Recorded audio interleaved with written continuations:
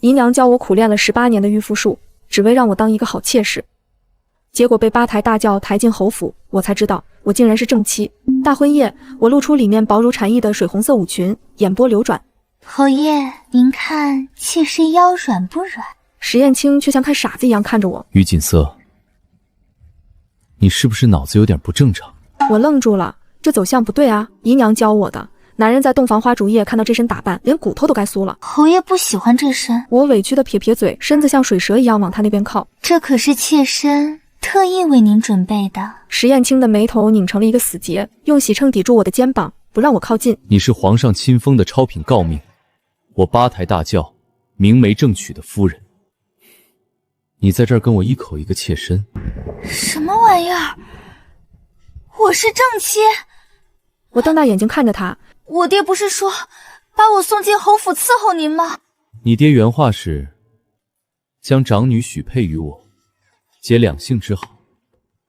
你是不是对自己的身份有什么误解？我彻底傻眼了。那我姨娘教我的那些狐媚手段，那些争风吃醋的套路，我用给谁看？我一个正室夫人，天天在后院里扭腰抛媚眼。就在我怀疑人生的时候，门外突然传来一个清脆的女声：“侯爷，边关急报！”石燕青语气不悦：“林霜，今晚是我洞房花烛夜。”哎呀，我们当兵的不拘小节。侯爷，军情紧急，嫂嫂不会怪我扰了你们的好事吧？他嘴上叫着嫂嫂，眼神却丝毫不见半分友善，尤其是在看到我那件若隐若现的舞裙时，他眼里有着毫不掩饰的鄙夷。嫂嫂这身打扮，倒像是秦淮的做派。侯爷可是盖世英雄，嫂嫂还是穿得庄重些好，免得丢了侯府的脸。我挑了挑眉，哟，来活了，正愁一身武艺没处施展呢。我顺势软绵绵地倒在石燕青的胳膊上。侯爷，这位壮士是谁啊？怎么半夜3更闯人家的新房？好吓人哦！林霜的脸瞬间绿了。我是平平南军副将林霜，什么壮士？哎呀，原来是副将大人，妾身还以为是哪里来的野蛮人，一点规矩都不懂呢。你骂谁野蛮人？我立刻往石燕青怀里缩，眼泪欲掉不掉。侯爷，他凶我，妾身胆子小，受不得惊吓的。石燕青嘴角抽搐了一下。林霜，出去。侯爷，他辱我！石燕青语气加重，让他出去。林霜狠狠瞪了我一眼，转身大步走出去，门被他摔得震天响。石燕青推开我，吩咐我早点睡，明天要早起敬茶。第二天一早，我端着茶盏，正准备给婆婆敬茶。嫂子这身段，不去青楼真是可惜了。她今天没穿铠甲，换了一身劲装，大马金刀的坐在下手的椅子上。婆婆是个吃斋念佛的老太太，听到林霜的话，皱了皱眉。锦瑟啊，你今日这衣裳颜色确实太艳了些。咱们侯府是清贵人家，不兴那些花里胡哨的。我低头看了一眼自己身上的桃红色对襟襦裙，这已经是我箱底最素净的一件了。我乖巧地垂下头，捏着帕子，轻轻擦拭眼角根本不存在的眼泪。母亲教训的是，儿媳初来乍到，不懂府里的规矩，让母亲和林将军见笑了。只是儿媳想着心腹过门，总要穿得喜庆些，才能讨婆母欢心，不想惹了母亲不快，还平白被林将军折辱。婆婆愣了一下，赶紧让身边的嬷嬷扶我起来。林霜却在一旁冷笑出声：“嫂子这眼泪倒是来得快，不知道的还以为谁欺负你了。我们军营里的兄弟流血不流泪，嫂子这般娇弱，以后如何执掌中府？”我心里冷笑，跟我玩这套。我姨娘教我对付汉子茶的时候，你还在玩泥巴呢。我身子晃了晃，虚弱地靠在嬷嬷身上。林将军说的对，是我太没用了，我只是个深闺女子，不懂你们军营里的家国大义。我抬眼看向刚走进门的石燕青，我只知道出嫁从夫，侯爷若也觉得我丢人，我这就绞了头发做姑子去，绝不连累侯府清誉。说完，我两眼一翻，直接往地上倒去。石燕青快步上前接住我，略带疑惑地询问婆婆和林霜：“怎么回事？”婆婆有些慌了：“我只是说她衣裳艳了些，谁知道这孩子气性这么大。”不关母亲的事，是妾身不配穿好衣裳，不配站在这里。侯爷，您休了我吧，把正妻之位让给林将军吧，他英姿飒爽，比我强100倍。林霜的脸瞬间涨得通红。于锦瑟，你胡说八道什么？我对侯爷只有兄弟之情。兄弟之情？哪家兄弟会大清早在敬茶的时候，指着嫂子骂他该去青楼？石燕青的眼神瞬间冷了下来。林霜，你逾矩了，去军营领20军棍。林霜不可置信地看向石燕青。侯爷，你为了这个女人罚我？石燕青冷冷道。50军棍。林霜不敢再废话，狠狠剜了我一眼，转身跑了出去。我靠在石燕青怀里，心里乐开了花。小样，跟我斗！石燕青低头无奈地看着我，戏演够了吗？我点点头，冲他抛了个媚眼。夜幕降临，石燕青正准备跟着门外的小厮去前院，只因白天受罚的林霜说有紧急军务要与侯爷商议。侯爷，林将军非拉着您去书房，留妾身一个人睡，好害怕呀。军务再急，也不差这一晚吧？侯爷昨晚就没陪人家，今晚若是再走，人家就不依了。在侯爷心里，林将军的正事比妾身还重要吗？姨娘说的对，男人得到了就不珍惜。昨夜还叫人家小甜甜，今夜就要走。我什么时候叫你小甜甜了？这不是重点，重点是你今晚要是跨出这个门，你就怎样？我就去告诉婆婆，林霜半夜勾引有妇之夫。石燕青叹了口气，吩咐旁边的小丫鬟拿件披风，然后转头看我。你跟我一起去书房。这怎么跟剧本不一样？正常情况他不是应该留下来陪我，或者决绝的走掉吗？怎么不敢去？我赌气说去就去，雄赳赳气昂昂的跟在他身后。到了书房，林霜看到我跟进来，不满的抗议道：侯爷，书房军机重地，怎么能带女眷进来？石燕青淡淡的说：无妨，他听不懂。我是听不懂打仗的事，但我看得懂林霜那双快要粘在我夫君身上的眼睛。我自顾自地端起桌上的茶盏，抿了一口。林将军真辛苦，大半夜的还要操劳，不像我只会心疼侯爷。这茶都凉了，果然当兵的都粗枝大叶。我们军中之人不讲究这些繁文缛节。是吗？可我怎么听说林将军在军中连侯爷的礼衣都亲手洗过呢？石燕青猛地转头看向林霜，林霜的脸刷得白了。你胡说，那是军营里没有洗衣服，我顺手代劳罢了。我拖长了尾音。哦，顺手代劳啊，那林将军真是个热心肠，不知道的还以为林将军想当侯爷的通旁丫头呢。毕竟这种事情小妾都不会做的。于锦瑟，你再敢出言不逊，休怪我剑下无情！我心里慌的一批，面上却稳如老狗。将军不是说你们打仗的都大义，不讲究这些吗？现在生气做什么？被说中心事，恼羞成怒了？我赌石燕青不会让他动手。林霜，你放肆！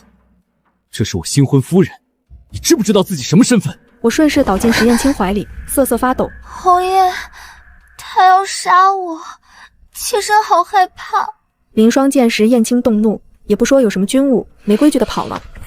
老实点儿，最近在府里好好学习规矩，半个月后的赏菊宴需要你亲自招待，礼节方面不可疏忽大意。我哦了一声，偷偷对他翻了个白眼。区区一个赏菊宴而已，易如反掌。半个月后的侯府赏菊宴上，林霜当着众宾客的面突然向我发难。于锦瑟，你除了会勾引男人，还会干什么？此时正是酒酣耳热之际，京城里的贵妇和千金们都在场。婆婆坐在主位上，脸色有些不好看。我正剥着葡萄，听到这话，动作一顿。林将军这话说的，勾引自己的夫君，难道犯法吗？我把剥好的葡萄放进石燕青的盘子里，石燕青很自然地吃掉了。众宾客发出一阵低低的笑声。身为当家主母，理应端庄贤淑，琴棋书画样样精通。今日赏菊，大家都在赋诗作画，唯有夫人你只知道吃喝玩乐，简直丢尽了侯府的颜面。他走到宴会中央，挑衅地看着我。听闻夫人娘家也是书香门第，不如今日就为大家舞剑一曲，助助兴如何？我连菜刀都拿不稳，他却让我舞剑，这是摆明了想看我出丑。婆婆皱起眉头，锦瑟身子弱，舞什么剑？退下吧。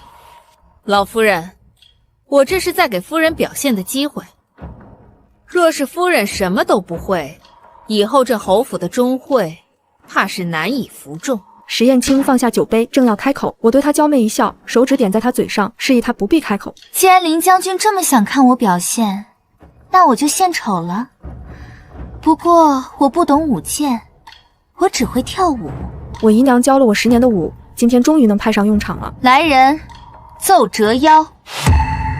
乐师愣了一下，随即弹起了这首舞曲。随着音乐的节奏，我腰肢柔软地扭动起来，每一个眼神，每一个动作都透着极致的魅惑，所有人都看呆了。那些贵妇们瞪大了眼睛，脸都憋红了，也没说出半个字来。而那些跟着家眷来的公子哥们，眼珠子都快掉出来了，显然是没见过此等仙舞，不约而同嫉妒起石燕青。一曲舞毕，我一个旋转，裙摆飞扬，最后稳稳地停在石燕青面前。侯爷，你看这舞，妾身跳得好吗？我微微喘气，眼波流转，石燕青神情晦暗。很好，但以后只准在家里跳，给我一个人看。不知廉耻，简直不知廉耻！堂堂侯府主母竟然跳这种勾栏瓦舍的舞，以后掌管后宅要如何服众？老夫人侯爷，你们就由着他这样败坏门风吗？婆婆也觉得有些过了，正要训斥，林霜却突然冷笑一声，摸了摸自己的肚子，掏出了一个重磅炸弹。夫人舞跳得好，可惜是个不会下蛋的母鸡。侯爷，我本不想说，但我肚子里已经有了您的骨肉。都想看我笑话，我又岂会给他这个机会？我裹着石燕青的外袍，不慌不忙地从他怀里站直身子。嘿呦，林将军这肚子是怀了哪吒还是怀了枕头啊？大厅里的气氛已经凝固到了极点，婆婆手里的佛珠都掉在了地上，林霜跪在地上，捂着脸哭泣。老夫人，我没胡说，2个月前侯爷喝醉了酒，我们就在一起了。我知道我出身微贱，配不上正妻之位，但为了侯爷的骨肉，我不得不说出来。众宾客窃窃私语，看向我的眼神充满了同情和嘲讽。石燕青坐在那里，面无表情，甚至连眼皮都没抬一下。我围着林霜转了一圈，疑惑地问道：2个月前，按理说2个月的身孕应该还看不出来什么，可是林将军，你这腰身怎么看着比我还细呢？不像是怀孕了。林霜脸色一变：我体质特殊，不显怀。我笑了笑，突然拔高了声音：来人，端一盆冷水来。几个丫鬟面面相觑，不敢动弹。石燕青突然开口：夫人让你们去端水，没听见吗？丫鬟们赶紧端来，我端起水盆，毫不犹豫地泼在了林霜身上。林将军火气大，这盆冷水给你降降温。林霜尖叫一声，浑身湿透。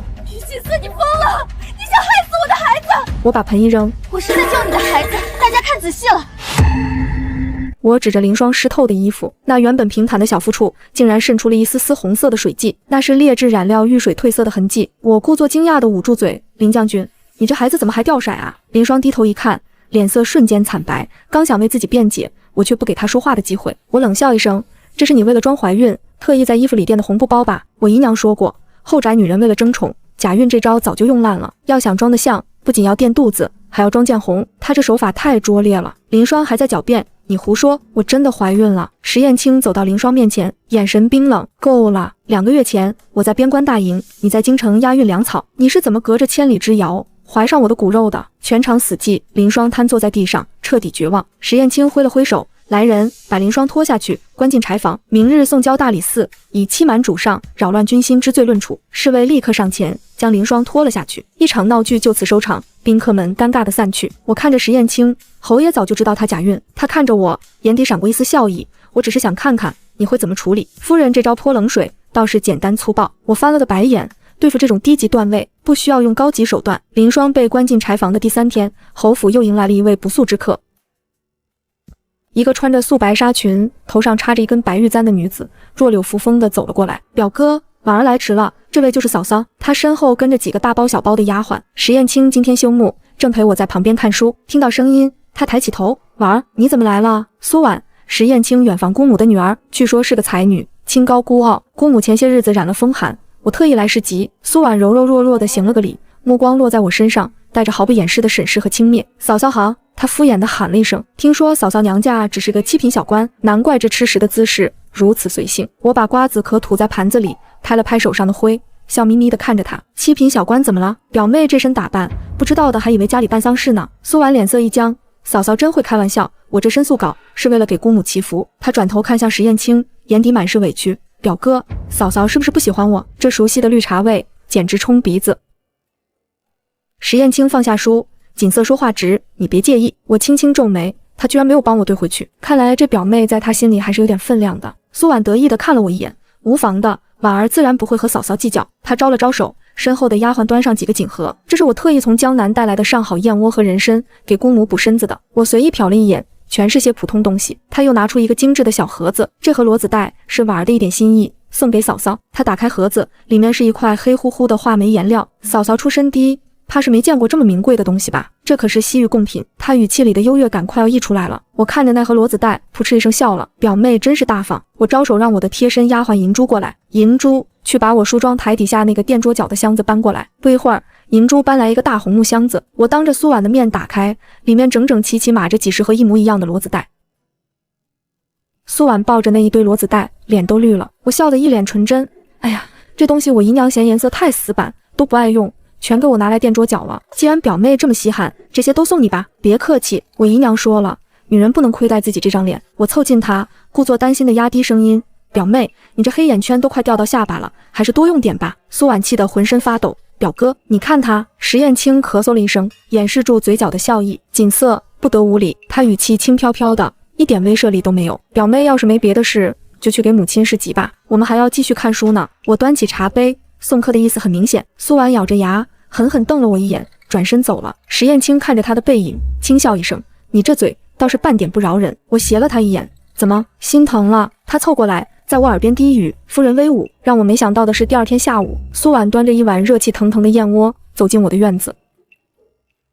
苏婉脸上挂着温婉的笑容，仿佛昨天的冲突根本不存在。嫂嫂，这燕窝可是表哥特意为我寻来的，您尝尝。我靠在贵妃榻上，懒洋洋地看着她，表妹真是客气了，夫君特意为你寻的，我怎么好意思夺人所爱？嫂嫂说哪里话，我们是一家人。苏婉把燕窝放在我面前的小几上，这血燕极其珍贵，最是滋阴养颜。嫂嫂日夜操劳，理应多补补。她眼神闪烁，紧紧盯着那碗燕窝。我心里冷笑，哦，我说怎么她跟什么事都没发生一样装温婉呢？原来是在这里等着我。这碗里要是没加料，我于锦瑟3个字倒过来写。我姨娘可是给我备了整整一箱子秘药当嫁妆的，什么软骨散、合欢散、断肠草，我闭着眼睛都能闻出来。这碗燕窝里加的是分量十足的巴豆粉。既然表妹这么有孝心，那我就却之不恭了。我端起燕窝，拿勺子搅了搅。苏婉的眼睛亮了起来，充满期待。就在勺子快要碰到嘴唇的时候，我突然手一抖，我惊呼一声，勺子掉在地上，摔成了2半。瞧我这笨手笨脚的！我满脸歉意地看着苏婉，银珠，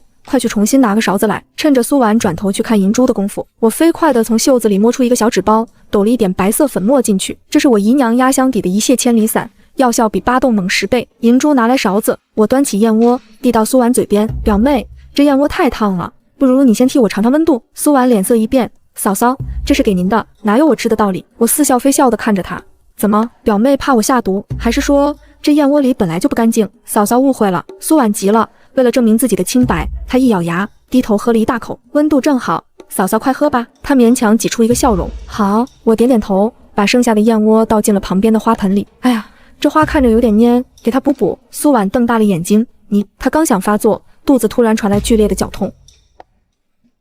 巨大的长鸣音在安静的院子里显得格外清晰。苏婉的脸瞬间扭曲了，她捂着肚子，双腿夹紧。我假装关切地问，表妹，你这是怎么了？是不是吃坏肚子了？苏婉连滚带爬地往外跑，我要去茅房，还没跑出院门，噗一声巨响，难以言喻的恶臭瞬间弥漫开来。苏婉僵在原地，白色的纱裙上染上一大片可疑的痕迹。院子里的丫鬟小厮们都惊呆了。银珠夸张地大喊一声，佯装关切道，天啊，表小姐这是怎么了？苏婉两眼一翻，直接晕了过去。我捏着鼻子挥了挥手，快把表小姐抬回去，顺便把这地洗洗，太臭了。我看着被抬走的苏婉，摇了摇头，就这点段位还敢来我面前班门弄斧。晚上，石燕青回到房间，闻到空气中残留的熏香味，笑着说道，夫人这招偷梁换柱用的真是炉火纯青。苏婉的事下午就传遍了整个侯府，婆婆嫌丢人，直接让人把她送回了老家。我坐在梳妆台前，卸下头上的珠翠。侯爷过奖了，人不犯我，我不犯人，他想让我当众出丑，我只是以其人之道还治其身罢了。石燕青走到我身后，接过梳子，轻轻帮我梳理长发。你这满肚子的心眼，都是你姨娘教的。我看着镜子里的她，是啊，姨娘说后宅如战场，不是你死就是我亡。我本来只想用这些手段当个安分守己的宠妾，谁知道侯爷非要让我当正妻，大材小用了。石燕青轻笑出声，你倒是委屈上了。她放下梳子，双手按在我的肩膀上，神色认真起来。锦瑟，我娶你是因为我需要一个聪明的妻子。我愣住了，什么意思？平南侯府树大招风，朝堂上不知道有多少双眼睛盯着。石燕青眼神深邃，林霜是二皇子安插进来的眼线，苏婉是太子的人，他们都想在侯府后院安插自己的人。我恍然大悟，所以侯爷娶我这个毫无背景的七品官之女，是为了打破他们的算盘。石燕青摸了摸我的脸颊，不仅如此，我看中了你扮猪吃老虎的本事，只有你能把这后院搅得天翻地覆，让他们摸不清我的底牌。好家伙，我以为我在玩宅斗，结果人家在玩权谋，我成工具人了。我翻了个白眼，伸手要钱。那侯爷打算付我多少工钱？我这可是卖命的活。石燕青被我气笑了，整个侯府都是你的，还不够？我撇撇嘴，那可说不准，万一哪天侯爷看上了别的女人，把我扫地出门呢？他突然弯下腰，凑到我耳边，锦瑟，我石燕青此生只要你一个。他的声音低沉沙哑，带着一丝蛊惑，我的心跳漏了半拍。这男人太犯规了。我推开他，掩饰自己的慌乱，少来这套，男人的嘴骗人的鬼。就在这时，银珠神色慌张地跑了进来。夫人，不好了！柴房那边的守卫说林将军逃跑了。石燕青脸色一变，什么时候的事？就刚才。我猛地站起来，林霜被逼到绝路，肯定是要狗急跳墙了。明日就是老太君的七十大寿，他想干什么？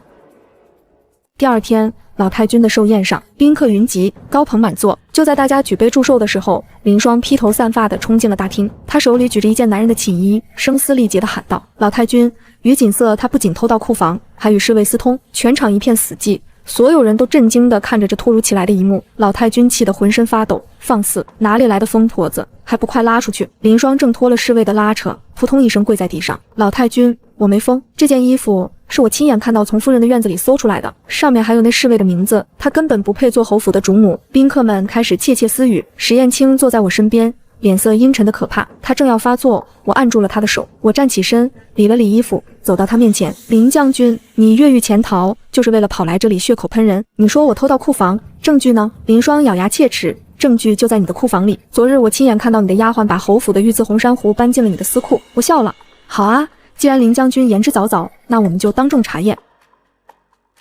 我转头看向老太君，老太君，为了证明孙媳的清白，请您派人去搜我的院子。老太君犹豫了一下，还是点了点头。半个时辰后，搜查的人回来了，领头的嬷嬷恭敬地回禀：回老太君，夫人的院子里除了夫人的嫁妆，并没有发现红珊瑚。林霜尖叫起来：不可能，我明明看到的，肯定是被他藏起来了。我叹了口气：林将军，你眼睛不好使，我不怪你。那尊红珊瑚，我昨日就让人送到大相国寺，供奉在佛前，为老太君祈福了。大相国寺的方丈可以作证。林霜傻眼了，那这件衣服呢？他举起手里的男人内衣，这可是铁证。我凑过去看了一眼，嫌弃地捂住鼻子：林将军，你拿一件石燕青的旧礼衣，说我跟侍卫私通，这衣服领口上还绣着个燕字呢，你瞎吗？石燕青适时地咳嗽了一声，那确实是本侯的旧衣。全场爆发出哄堂大笑，林霜的脸变成了死灰色，他瘫坐在地上，知道自己彻底完了。石燕青冷冷地下令，把他压下去，直接送大理寺死牢。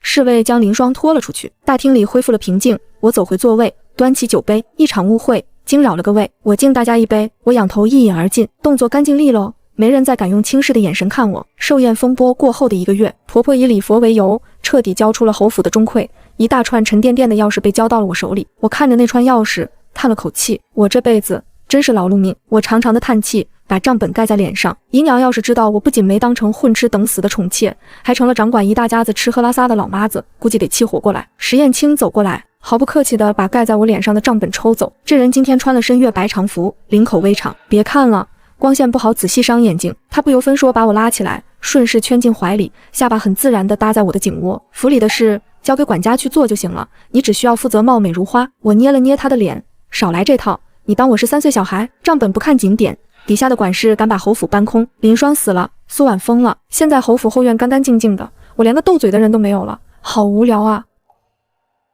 石燕青捉住我作乱的手，放在唇边亲了一下。无聊。他尾音上扬，拦腰将我打横抱起，大步朝内室走去。那我们来做点不无聊的事。我惊呼出声，喂，大白天的你干嘛？放我下来！他将我抛在床榻上，颀长的身躯压迫过来，将我禁锢在双臂之间。干正事，夫人既然觉得无聊，不如我们生个孩子解解闷。这算什么解闷方式？我一脚踹在他小腿上，翻个身滚到床榻内侧，拉过被子裹住自己。我姨娘说了，生孩子身材会走样的，我还要保持我这水蛇腰呢。石燕青不以为意，连人带被子把我搂住。走样了我也喜欢。锦瑟，谢谢你。谢我什么？谢你没有用那些乱七八糟的药给我吃，谢你愿意留在我身边。我撇了撇嘴，隔着被子踹了他一脚。别高兴得太早，那香蜜药我可是随身带着的，你要是敢对不起我，第一味药我就给你下那个断子绝孙散。夫人饶命，不敢不敢。他轻笑出声。林霜被押走之后，侯府消停了整整半个月。这半个月里，我过得简直不要太舒坦，每天睡到日上三竿，起来吃一碗银耳莲子羹，然后歪在贵妃榻上看画本子。石燕青去上朝的时候，我就把脚翘在他的书案上，一边嗑瓜子一边指挥管家干活。小厮来报，老太君那边说想请我过去说话，我这才磨磨蹭蹭地从榻上爬起来，换了身素净的衣裳，往老太君的院子走去。婆婆自从林霜闹事之后，她就把钟馗大权彻底交给了我，老太君也关起门来念经，轻易不见人。今天突然叫我过去，我心里直打鼓，该不会是后悔了，想把权收回去吧？到了院子门口，我整了整衣裳，摆出一副贤良淑德的模样，轻手轻脚地走进去。老太君，孙媳来给您请安了。老太君正坐在佛堂里捻佛珠，听到我的声音，眼皮都没抬。进来吧。我走进去，乖乖地站在她面前，大气都不敢出。这位老太太虽然平时不管事，但她可是石燕青的亲祖母，得罪不起。老太君捻了一会儿佛珠，终于抬起头看我，我叫你来，是有件事想跟你说。我心里一紧，老太君捻着佛珠的手一顿，林霜的身份你也知道了，他是二皇子的人，潜伏在侯府好几年，就是为了盯着燕青。这次他狗急跳墙，差点坏了侯府的名声。我虽然不管事，但也不是瞎子，你处理得很好。我松了一口气，原来是要夸我。老太君话锋一转，我的心又提了起来。不过侯府后院虽然清静了，但外面的人可不会这么容易放过我们。他从袖子里掏出一张帖子递给我，我接过来一看，是礼部尚书家的帖子，邀请侯府女眷3日后去参加他们家的赏花宴。老太君慢悠悠地说，礼部尚书夫人孙氏是二皇子的亲姨母，她办这个赏花宴，名义上是赏花，实际上她是冲着你来的。我愣了一下，冲着我？我一个七品官的女儿，有什么好冲的？老太君看着我，眼神意味深长，正因为你是七品官的女儿，才更好对付。你想想，侯府正妻的位置，多少人家盯着。林霜倒了，苏婉走了，那些想把女儿塞进侯府的人，能不眼红吗？我恍然大悟，这是要借赏花宴的由头，给我这个出身低微的正妻一个下马威，顺便再塞几个女人进来啊！祖母放心，孙媳知道该怎么做了。我把帖子收好，冲老太君笑了笑。老太君点点头，重新拿起佛珠，去吧，别给侯府丢人。我退出佛堂，走到院子里，长长的呼了一口气。赏花宴，下马威，我姨娘教我的那些东西，终于要大派用场了。3日后，我穿上侯府最好的行头，坐上了马车。出门前，石燕青在门口拦住了我，往我手里塞了一样东西。我低头一看，是一块令牌，上面刻着一个侯字。他看着我，难得严肃，这是侯府的府兵令，可以调动府里30名暗卫。今天这场宴，你自己小心，如果有人欺负你，别忍着。我把令牌收好，冲他眨眨眼。侯爷放心，我姨娘说过，能当场打回去的，绝不留到第2天。他嘴角抽了抽，还是没忍住笑了。去吧。马车一路晃晃悠悠，到了礼部尚书府。我扶着银珠的手下了车，抬眼一看，好家伙，门口停满了马车，京里有头有脸的官家女眷几乎都来了。我理了理衣裳，昂首挺胸地走了进去。礼部尚书夫人孙氏亲自迎了出来，她40出头，保养得极好，穿着一身绛紫色的命妇装，头上戴着赤金步摇，一看就是那种精明能干的女人。哎呀，这就是侯夫人吧？久仰久仰。她笑着拉住我的手，那笑容热络的跟见了亲姐妹似的。早就听说侯爷娶了个美人，今日一见，果然名不虚传。我也笑，孙夫人客气了，我这点姿色哪比得上夫人您风华绝代？她被我夸得愣了一下，随即笑得更开怀了。侯夫人真会说话，来来来，快里面请，姐妹们都在等着见你呢。她拉着我往里走，一路上跟我介绍这个夫人那个小姐，我记不住名字，只管笑着点头。走到正厅门口，孙夫人突然停下脚步。侯夫人，今日来的都是京里有头有脸的人家，各位夫人的规矩都大，您出身小门小户的，待会儿要是有什么不懂的，只管问我，千万别闹了笑话。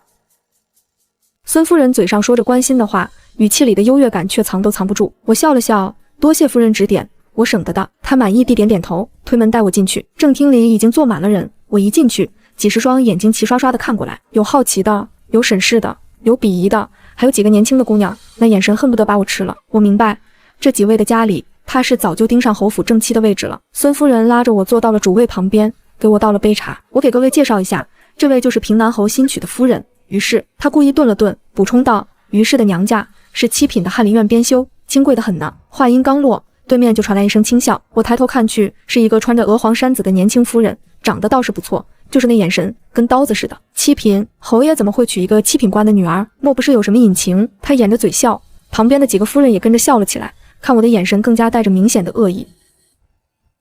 孙夫人假装生气地瞪了他一眼，赵夫人说什么呢？侯爷娶妻，自然是看中了侯夫人的人品。赵夫人不依不饶，人品？侯夫人刚进府就闹出那么大的动静，先是把侯爷的副将送进了大牢，又把侯爷的表妹赶回了老家，这人品确实不一般。其他夫人窃窃私语，看我的眼神更加古怪了。孙夫人脸上挂着笑，却不阻拦，摆明了是想看我出丑。我放下茶杯，不急不慢地开口，赵夫人说的对，我确实把林霜送进了大牢。全场安静了一瞬，赵夫人没想到我直接承认了，愣了一下，随即笑得更欢了，估摸着是觉得我心思单纯好拿捏。侯夫人倒是坦诚，不过侯爷的副将那也是朝廷命官，您说送就送，是不是有点过分？他故意不说明白，说得不清不楚，让人去猜。我笑了笑，赵夫人有所不知，林霜犯了欺瞒主上、扰乱军心的大罪，证据确凿，侯爷亲自下令送交大理寺的。您要是不信，可以去大理寺问问。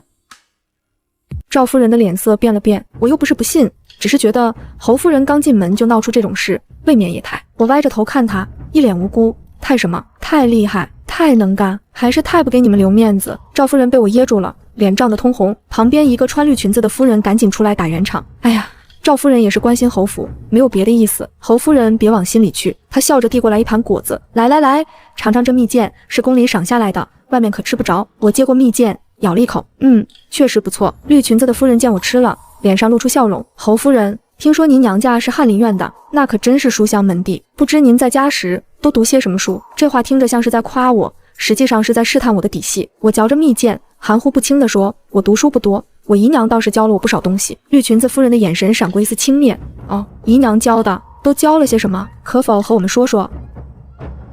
我擦了擦嘴，认真地说，姨娘教我做人要懂规矩，不该问的别问，不该说的别说，尤其是到了别人家里，更要守本分。绿裙子夫人的笑容僵在脸上，旁边的夫人们都听出了我话里的意思，气氛一下子尴尬起来。孙夫人赶紧出来打圆场，哎呀，光顾着说话都忘了正事了。今日赏花，各位都带了什么好花来？快拿出来让我们开开眼。夫人们纷纷吩咐丫鬟把自己带来的花拿上来，有带牡丹的，有带兰草的，有带菊花的，还有带梅花的，一盆比一盆名贵。赵夫人特意让人端上来一盆绿牡丹，得意洋洋地说，这可是我从洛阳花了300两银子买来的，整个京城也就这一盆。其他夫人纷纷夸赞，赵夫人的下巴抬得更高了。孙夫人笑着看向我，侯夫人，您带了什么花来？我摇了摇头，我没带花。全场安静了一瞬，赵夫人捂着嘴笑了，侯夫人不会连盆花都买不起吧？要不要我送你一盆？其他夫人也跟着笑了起来，那笑声里满是嘲讽。我不慌不忙地从袖子里掏出一个卷轴，展开放在桌上。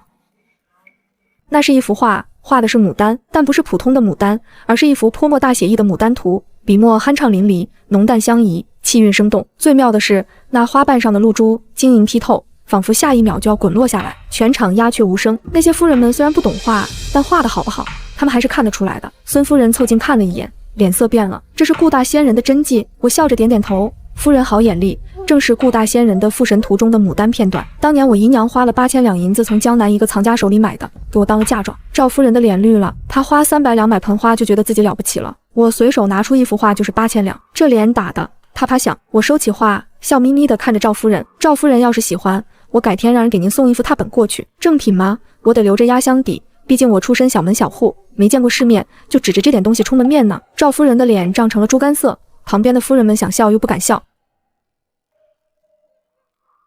孙夫人脸色也不好看，但还是强撑着笑脸。侯夫人真是大手笔。我笑了笑，没说话。孙夫人深吸一口气，换了个话题。今日赏花，光是看花多没意思，不如我们玩个游戏，以花为题，作诗一首，如何？她看向我，眼神里带着挑衅。侯夫人出身书香门第，想必诗才也是极好的吧？我心里一沉，作诗，我姨娘教了我怎么跳舞，怎么勾引男人，怎么下药，怎么吵架，唯独没教我怎么作诗啊！赵夫人见我犹豫，立刻来了精神。怎么，侯夫人不会作诗？那也没关系，毕竟您是小门小户出来的，不识字也是正常的嘛。她说完，还故意看了旁边的夫人们一眼，那意思再明显不过了。其他夫人也跟着笑了起来，那笑声里满是幸灾乐祸。我攥紧了袖子里的拳头，这帮人真是欺人太甚！谁说侯夫人不识字？一个清脆的声音突然从门口传来，所有人回头看去，一个穿着湖蓝色衣裙的年轻女子走了进来。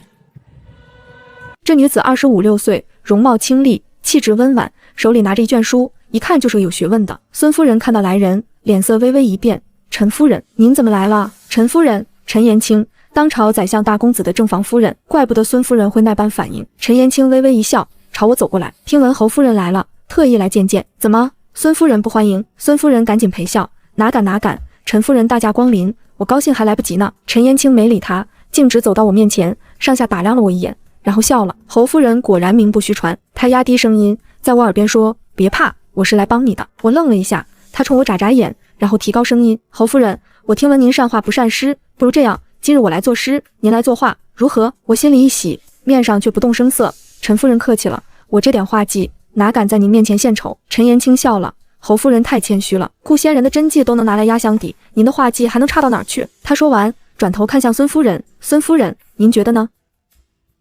孙夫人被架在那里，不上不下的，只能点头。好好好，那就依陈夫人的意思。陈延清让人拿来笔墨纸砚，铺在桌上，提笔就写了一首诗。他写的是国色天香人尽夸，洛阳春色满京华。谁知僻巷蓬门里，亦有幽兰自一家。诗不算顶尖，但胜在应景，而且最后2句分明是在替我说话。那些嘲笑我出身的人，脸色都不太好看。陈延清写完，把笔递给我，侯夫人，该您了。我接过笔，深吸一口气。画画这东西，我姨娘还真教过我。她说，女人光会跳舞不行，还得会点风雅的东西，这样才能跟那些有学问的男人聊到一块去。我提起笔，蘸了墨，在纸上挥洒起来。我不会画牡丹，太俗。我画了一丛兰草，清雅脱俗，长在石缝里，倔强的开着花。画完之后，陈延清凑过来看，眼睛亮了。好，这兰草画得真好，风骨凛然，自成一派。其他夫人也凑过来看，虽然看不懂门道，但都觉得好看。赵夫人阴阳怪气地说，画的倒是不错，就是这兰草未免太寒酸了些。堂堂侯夫人，画个牡丹不行吗？我放下笔，擦了擦手，淡淡的说，牡丹虽好，却是温室里养出来的，离了人伺候就活不了。兰草不一样，不管生在哪儿，都能活得好好的。我看向赵夫人，笑了笑。赵夫人喜欢牡丹，那是您的自由。我吗？更喜欢兰草。赵夫人被我说得哑口无言。陈延清拍手笑道，说得好，侯夫人不愧是侯爷选中的人，果然不同凡响。他拉着我的手，对孙夫人说，孙夫人，今日赏花，我看就到这里吧。侯夫人累了，我先送她回去歇着。孙夫人脸上青一阵白一阵，但也不敢拦，只能点头。陈延清拉着我出了正厅，走到花园里，才松开我的手，长长的呼了一口气。你可真行，一个人对付他们一群，还能不落下风？我看着他，认真的说，多谢陈夫人出手相助，不过您为什么要帮我？陈延清笑了，那笑容里有一丝苦涩，因为我也被人嘲笑过出身。他看着我，眼神真诚。我娘家也是小门小户，当初嫁进宰相府的时候，没少被那些贵妇们挤兑，我知道那种滋味。我愣了一下，随即也笑了。那咱们算同病相怜。陈延清从袖子里掏出一张帖子递给我，过几日我府上有个小聚会，来的都是些志同道合的朋友，没有那些乌烟瘴气的人，你要是有空一起来坐坐。我接过帖子，收好，一定去。陈延清走了之后，银珠凑过来，小声问，夫人，咱们回去吗？我摇了摇头，不回去，去花园里转转。银珠愣住了，还转什么？我笑了，来都来了，不看花多可惜。我带着银珠在花园里溜达，走了一会儿，果然在假山后面看到了赵夫人，她正跟几个夫人凑在一起，嘀嘀咕咕地说着什么。看到我过来，他们立刻闭上嘴，装作看花的样子。我走过去，笑眯眯地看着赵夫人。赵夫人，刚才多谢您提醒。赵夫人愣了一下，提醒？我提醒你什么了？我认真地说，您提醒我要多带点好东西来，免得被人看不起。我回去想了想，觉得您说的对。我招招手，银珠立刻端上来一个小匣子。我打开匣子，里面是一对白玉镯子，通体温润，一看就不是凡品。这是我姨娘留给我的，说是和田阳之玉，整个京城也找不出第二对。赵夫人刚才送我一盆绿牡丹，我没什么好回礼的，这对镯子就送给您吧。赵夫人的眼睛都直了，她伸着手想接，又不好意思，那表情纠结得很。我直接把匣子塞进她手里，别客气，拿着吧，咱们以后就是朋友了。赵夫人捧着匣子，脸上又红又白，旁边那些夫人们看我的眼神也变了，从最初的鄙夷变成了羡慕和嫉妒。我冲他们挥挥手，各位夫人慢慢赏花，我先走了。说完，我转身就走，留下一群目瞪口呆的贵妇。上了马车，银珠忍不住问，夫人，您怎么把那么好的镯子送人了？那可是姨娘留给您的。我靠在车壁上，笑得像只偷了腥的猫。傻丫头，那对镯子是高仿的，真的在家里锁着呢。我姨娘说过，送礼要送的让对方肉疼，但又不能真的割自己的肉。银珠瞪大了眼睛，那对是假的。我点点头。赵夫人那么爱炫耀，肯定要把镯子拿出来给人看，到时候被人认出来是假的，你猜他会怎么样？银珠想了想，也跟着笑了。那他可丢大人了。我闭上眼睛，嘴角翘得老高。所以啊，这人情世故讲究的是个分寸，打人不能打死，要留口气，让他自己折腾自己。马车摇摇晃晃地回了侯府，石燕青已经在门口等着了。他看到我下车走过来，上下打量了我一眼，没被人欺负？我摇摇头，没有，还把他们欺负了一顿。他笑了，说怎么欺负的？我一边往里走，一边添油加醋地把赏花宴上的事讲了一遍。石燕青听完，半天没说话。我得意地看着他，怎么样，你夫人厉害吧？他低头看着我，眼底有笑意，也有别的什么。他伸手捏了捏我的脸，厉害，不过以后别送假东西了，万一被人认出来，丢的是侯府的脸。我撇撇嘴，那你说送什么？总不能真送真的吧？那可是我姨娘留给我的。石燕青想了想，说，库房里还有一对白玉狮子头，是前朝宫里流出来的，值个几千两，明天让人给赵夫人送去。我瞪大眼睛，那不是更亏？他笑了，把我揽进怀里，不亏。赵夫人的丈夫是户部侍郎，管着今年的军饷，我送她一对玉狮子，她丈夫就得乖乖把军饷拨下来，这买卖划算。我恍然大悟，好家伙，我在这玩宅斗，人家在这玩权谋，果然不是一个段位的。我仰头看他，那我呢？我有什么好处？他低头在我额头上亲了一下，好处就是你可以继续当你的混世魔王。我满意地点点头，这还差不多。晚上我躺在榻上翻来覆去睡不着，石燕青在旁边看书，看我折腾，放下书，怎么啦？我坐起来认真地看着他，石燕青，我问你个事，你当初娶我真的是因为看中了我扮猪吃老虎的本事？他愣了一下，然后笑了，不然呢？你以为我真看上你那水蛇腰了？我一脚踹过去，石燕青一把抓住我的脚踝，把我拉进怀里。逗你的，他搂着我，声音低低的，娶你是因为我觉得你有趣。他把下巴搁在我头顶，这京城里的女人，要么像凌霜那样满脑子都是算计，要么像苏婉那样装得跟仙女似的，只有你又坏又蠢，蠢得可爱。我炸毛了，你说谁蠢呢？他笑着按住我说，你蠢是说你不会算计人，你姨娘教你的那些东西都是后宅争宠的手段，上不了台面。但你不一样，你不光会用那些小手段，你还敢打敢拼，不怕得罪人。他低头看着我，眼神认真。锦瑟，你知不知道那天在洞房里，你穿着那件舞裙冲我扭腰的时候，我差点笑出声。我脸红了，那你当时为什么不笑？他把我搂得更紧了，因为我怕你恼。你姨娘把你教得很好，但你不只是她教出来的那个样子，你比她教的还好。我把脸埋在他胸口，闷闷地说，你就会说好听的。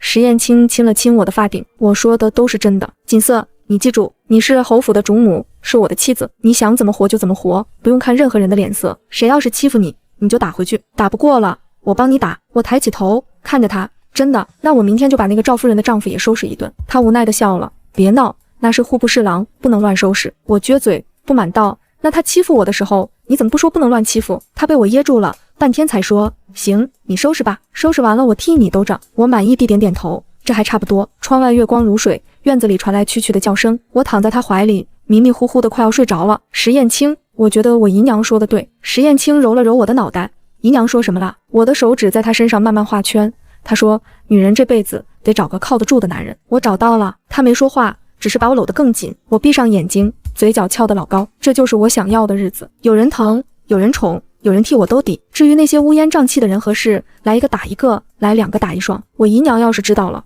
估计得从棺材里爬出来骂我，好好的一个宠妾苗子，怎么就当上正妻了呢？还当得这么风生水起。想到这里，我忍不住笑出了声。石燕青低头亲了亲我的脸，笑什么？我回吻过去，笑我姨娘。她要是知道我现在这样，估计得气得再死一回。石燕青也笑了，那你可千万别告诉她。